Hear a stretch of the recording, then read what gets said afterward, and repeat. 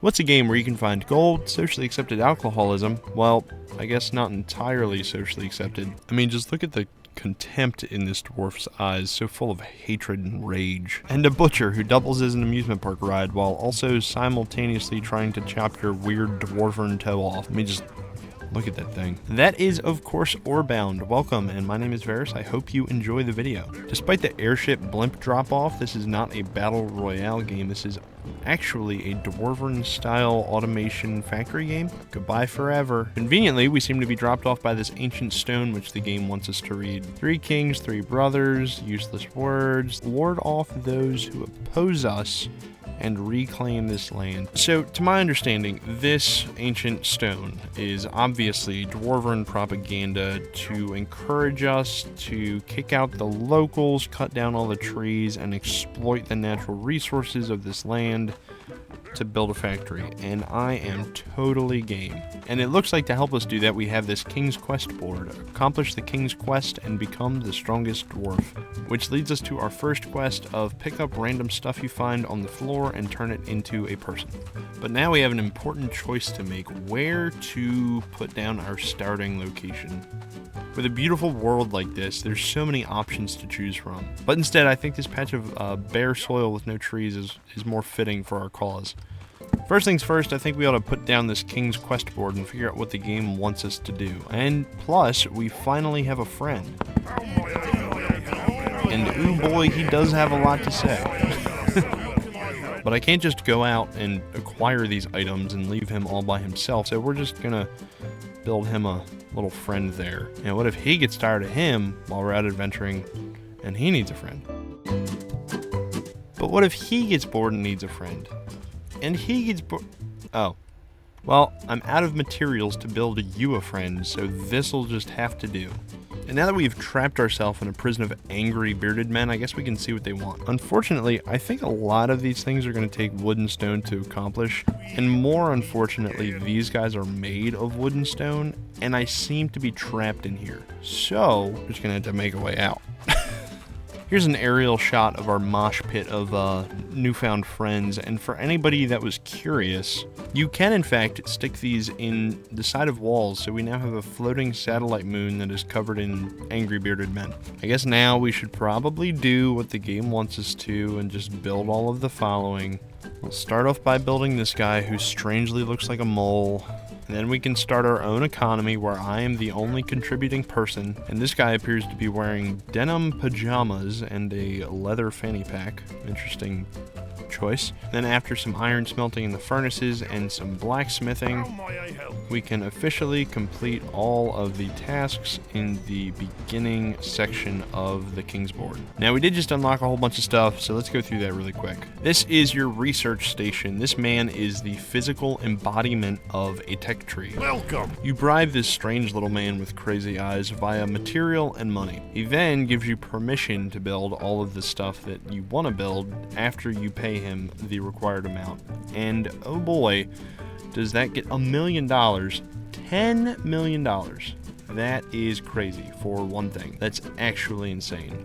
Farewell, my friend. You're a thief. Speaking of thieves, this is the King's Market, and somehow the guy with the leather diaper and denim pajamas has one of the 3 runes that you've been tasked with finding that makes you the strongest dwarf.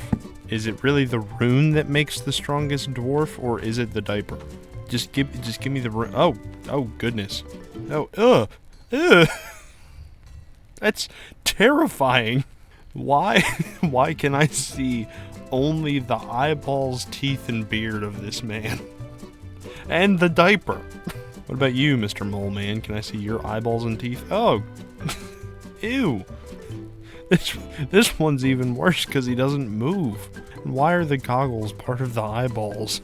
That seems wickedly uncomfortable. Also, I find it kind of strange how the King's Quest board, blacksmith, and shopkeeper all the same person, and then you just got this guy. Where do you come into play? Where do you fit in? Anyways, whatever you make, you can sell to this guy, and he will give you money for it. That goes directly right into this guy's pocket. I don't know why they don't just do business together, but whatever. For a guy who has all the money in the world, literally, you would think that his roof would be more intact. Leads us to our last shop. This is the blacksmith, where you pay him money and give him ingots and he turns them into plates and cogs. You can't actually make the plates and cogs yourself, so you have to enlist this man's help. Also unlocked is this little gadget. The Navigator, a lovely little contraption that isn't annoying at all and beats progressively faster when you get closer to the resource you're looking for. In this case, iron ore, so you just wait till that little hammer freaks out, and then you go straight down, and there it is. Now, the real reason you need the Navigator is to find these iron ore deposits. Now, the way the game wants you to do it is to use this portable ore drill, which you have to manually feed with coal and manually extract the iron from, and then manually put that iron ore into the smelter and take it out and bring it over to the blacksmith and put it in the blacksmith and have him turn the ingots into something. Fortunately for us, though, we're actually loaded and we can just skip that step completely and unlock the automated process, which, looking at it now, appears to be a mistake because I'm severely lacking in the iron plates, copper plates, and iron cogs department, so we're just gonna have to fix that really quick. So unfortunately, to fix this problem, we're gonna need a lot of blacksmiths, but I don't want them distracted and talking to each other while they work. I feel like something like this would be perfect. They can focus on their work, but they can also hear the hammer swings of their neighbors. So it motivates them and gives them a sense of camaraderie. I just need a couple more. Now, unfortunately, when you build things like this, you tend to run out of resources. I am officially out of wood, but I have two options. Now, option one is the wood route. It's kind of like a wood ore deposit, and you can mine it and just get wood from it. But I also see another option where I've already gathered the wood. It's just in people form right now. So really, it's just a moral dilemma of, do I want to waste time gathering the wood, or do I want to, lose a couple of friends along the way? Unfortunately for my friends, this is just much faster, and I also get 20 soft stone for every one of them that I demolish. It's not killing, it's demolishing. They are a material asset. It's not my fault that they're just made of useful materials. I will leave one of the originals to remember and tell the story. Anyways, back to work. And that's it. The 8 blacksmith platforms for the 8 recipes that we currently have unlocked. Now, I did do some future proofing for this tower. I added a couple extra platforms just so that way when we unlock the new recipes, we would be all set.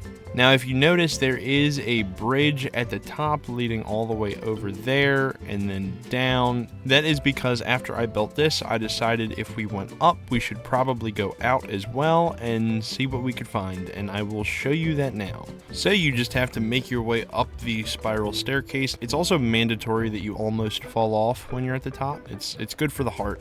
Once you make it to the top of the blacksmith tower, you are in fact taller than the highest peak inside of the map area and all of the towers at this point. The next step is this long walk to the edge of the map, and I guess if you take a look at the top of the screen, that's the height at which we're at. So we're 555 meters in the air. I'm not really sure what the other number means, but apparently we are also 17 lava mountains in the air. Once you get this far out, the game kind of gives up on showing you the floor of the map.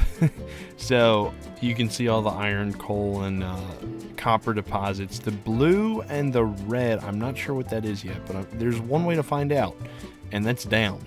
But you got to be careful on this staircase, because if you run and jump, you will in fact break your ankles.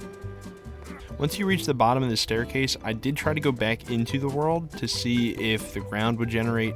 It doesn't look like it will, but you also can't go past the invisible barrier, which means all of the ore inside of the map is inaccessible from under here. You actually have to go in and do it the right way. But lucky for us, in this game, the ore generates all the way past the world border. So if you just build a sidewalk and then walk in a direction, the game still generates all of this gold, ruby, silver, sapphire, iron, whatever you want. All the ore in the game, it generates.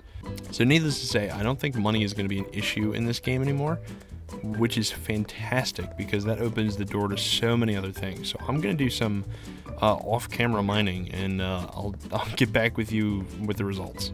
So after a very long time and a whole bunch of bridges, we now have enough inventory to buy the speed rune from the man with the weird pants.